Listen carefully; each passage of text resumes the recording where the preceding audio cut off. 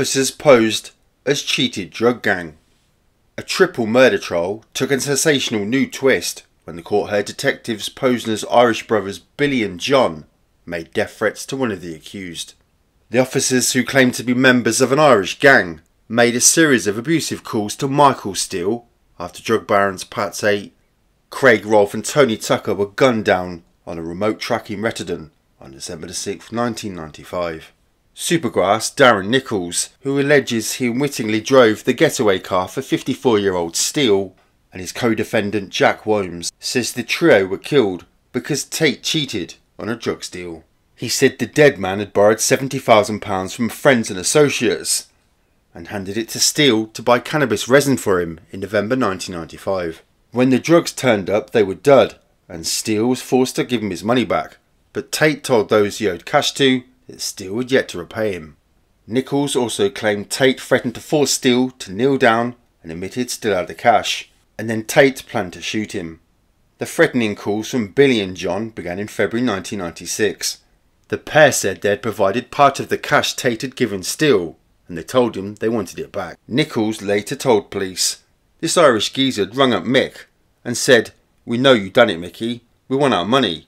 Mick was stressing in his brain. They were saying, 'Don't go with us, Mickey,' and they gave him an Irish telephone number to prove they were from Ireland. He was told, 'We want our money or you will be sorted out,' just like Pat was." They were implying they had done it to give them leverage. Nichols initially told police the threats from the Mystery Brothers were the motive for the murders, but Graham Park QC, defending Steele, told Nichols, "You now know the Irish threat was in reality 2 policemen. You were told that by other officers, weren't you?" Nichols denied he was. Mr. Parkins continued, "You made a massive blunder when you put them forward as the motive, and that claim didn't appear in your later witness statements, Mr. Nichols.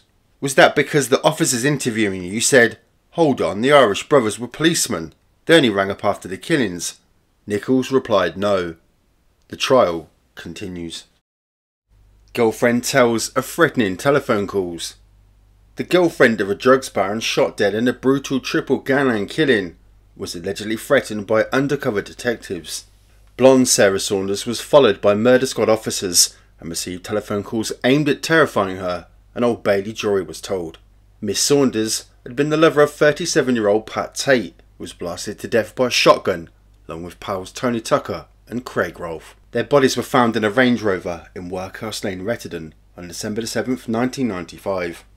Graham Parkins QC, defending Michael Steele, who has been accused of the killings, said the officers, masquerading as members of an Irish drug underworld gang, had also threatened to kill his client.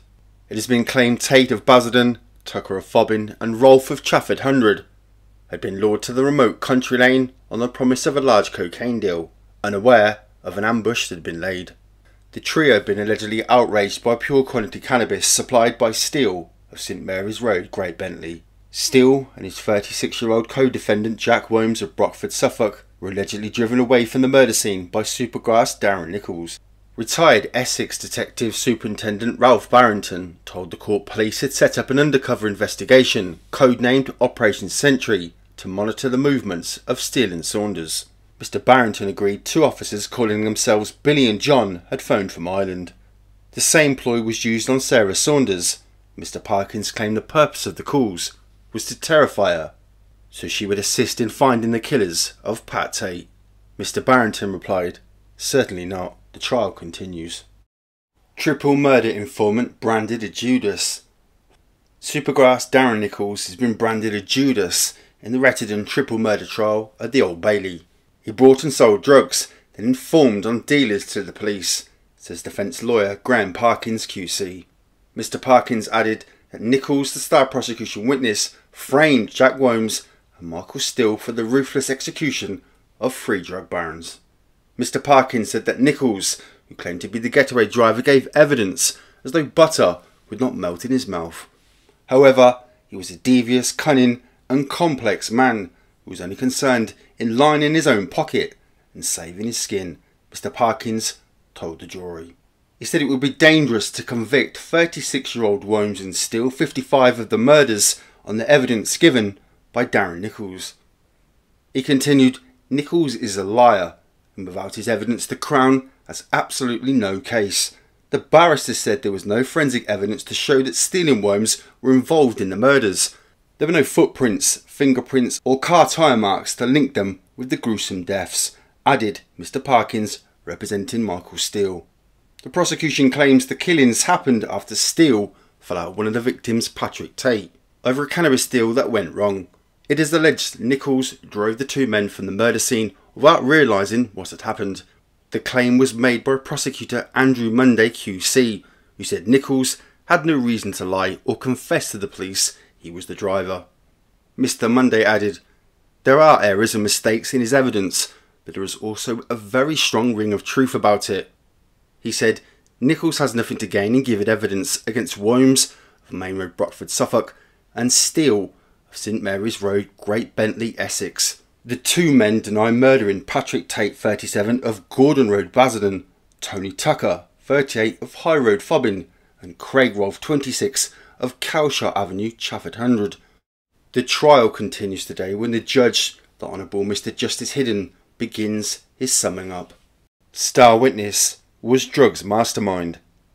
The star prosecution witness in a triple gangland murder trial was accused of being the mastermind behind drug smuggling trips that led to the brutal assassinations. Graham Parkins QC defending Steele told him, "You, Mr Nichols, have been instrumental in importing drugs during 1995.